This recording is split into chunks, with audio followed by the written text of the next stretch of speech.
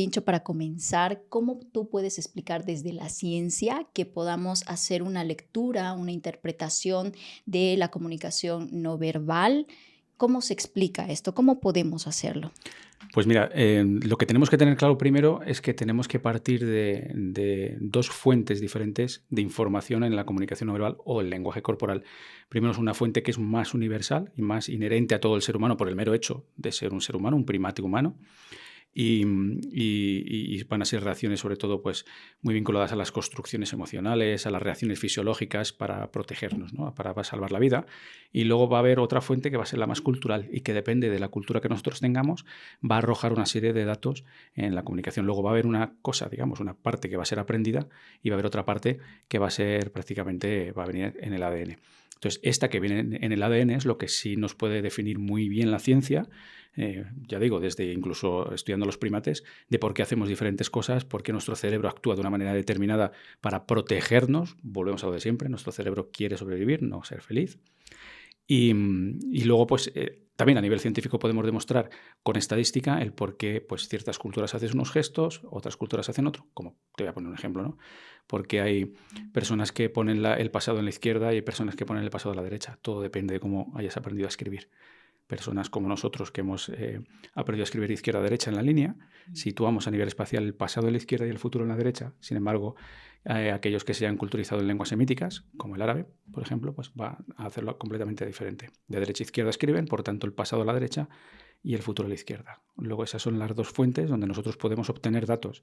Y evidentemente, pues los miles y miles y miles de estudios científicos que existen sobre lo que ocurre en el rostro, qué pasa con la pupila, por qué nos sonrojamos, la sudoración y bueno, podríamos estar así horas. Una de las cosas interesantes que recuerdo que hablamos en el anterior episodio, donde hablamos también acerca de comunicación no verbal, decías que no podemos hacer como una lectura aislada de lo Ujú, que es eso es, la postura, la mirada, el tono de voz, sino que hay que hacer una lectura general, ¿no? eso es. Y esto es lo que me llama la atención cuando dices que, claro, también hay un componente cultural muy fuerte a la hora de hacer estas interpretaciones. Sí. Así que, Pincho, antes de comenzar, ¿qué es importante aclarar a las personas cuando hablamos acerca de estos temas? ¿Qué deben tomar en cuenta Vale. antes de un poco confundir los términos, no? Sí, no, no, es muy importante lo que acabas de decir, porque mira, ojalá fuera todo tan sencillo como leer un diccionario, ¿no? Una palabra significa esto, la siguiente palabra significa lo otro. No, no, ni muchísimo menos. Tenemos que tener en cuenta diferentes cosas para no errar en la interpretación del lenguaje corporal. Y lo primero, tenemos que definir cuál es el contexto en el que nos estamos moviendo, porque el mismo gesto, fíjate, el mismo gesto en diferentes contextos significa cosas diferentes. Yo puedo ladear la cabeza hacia la izquierda, por ejemplo, en modo seducción, pero también puedo ladear la cabeza hacia la izquierda cuando me has dado un dato que me gusta mucho porque me quieres vender algo que me ha convencido. Luego, si tú te quedas solamente con que ladear la cabeza hacia la izquierda es seducción, te puedes creer que el comercial está ligando contigo y no es así. Por tanto, eso tenemos que tenerlo en cuenta. Contexto, número uno. Número dos, elaborar el baseline de cada persona. ¿Por qué? Porque cada uno de nosotros tenemos nuestra propia estrategia de comunicación y de la misma manera nos movemos de una manera o de otra. Pues yo puedo parpadear más, tú a lo mejor te tocas mucho la nariz, hay otras personas que hablan más rápido, menos rápido. Luego, ese baseline es el que tenemos que tomar como referencia, como coordenadas 0.0, para ver cómo evoluciona ese lenguaje corporal con respecto a la línea base que nosotros hemos primero expuesto, ¿no? Para tener esa referencia. Y luego, como muy bien has dicho, tienes que detectar múltiples indicios, múltiples gestos. Cuantos más, mejor. Porque así, si tú te haces la pregunta de, oye, ¿le estaré gustando a este chico, por ejemplo?